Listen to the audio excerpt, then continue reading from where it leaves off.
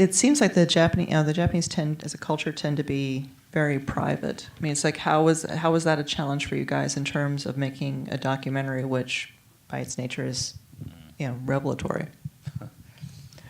How was that a challenge, producer Diane Becker? First of all, I just want to give props to this woman right here. Never gets to sit in on Q&As. It's always Yoshiki. And really, without you, I'm nothing. I mean, this was such a huge job on the producing end, having to interface with a very complex and confusing kind of organization on that end was a huge task, and you pulled it off beautifully, I might say. You're too kind. But the challenges of that, from your perspective, I think would be interesting to talk about. Yeah, I mean, I think it's just patience. Part of the documentary process is, sort of getting into the river and going with the flow. And we kind of knew we were on a road, and, we controlled what we could. And then we sort of had to give it over to him and hope that through time and through trust and building a relationship with him, that we would get more of what we wanted. And I think that we did over time. At least from the producing standpoint, I can say that. I mean, you probably have more to add.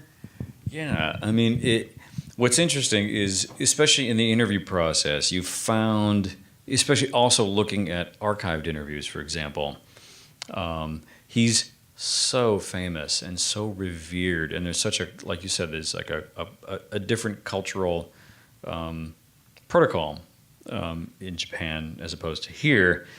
And I think people have such deference to him that they were, you're afraid of him in a way. I mean, he's a rock god walking the earth.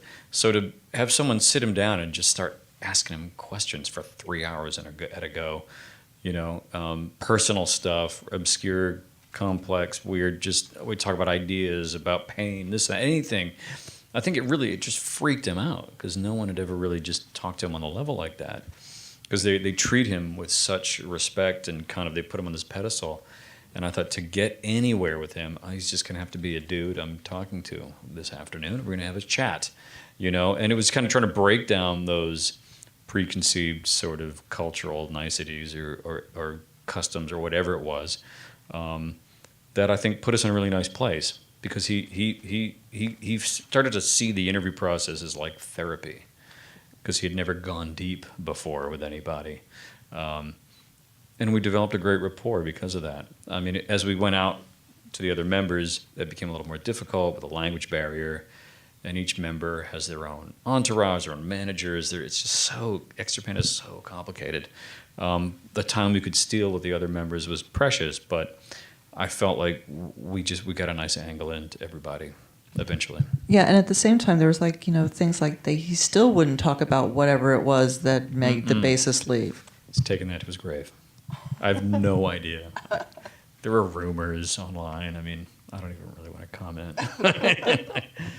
Maybe a Yakuza angle. I mean, I'm going to leave it at that. I don't know what happened.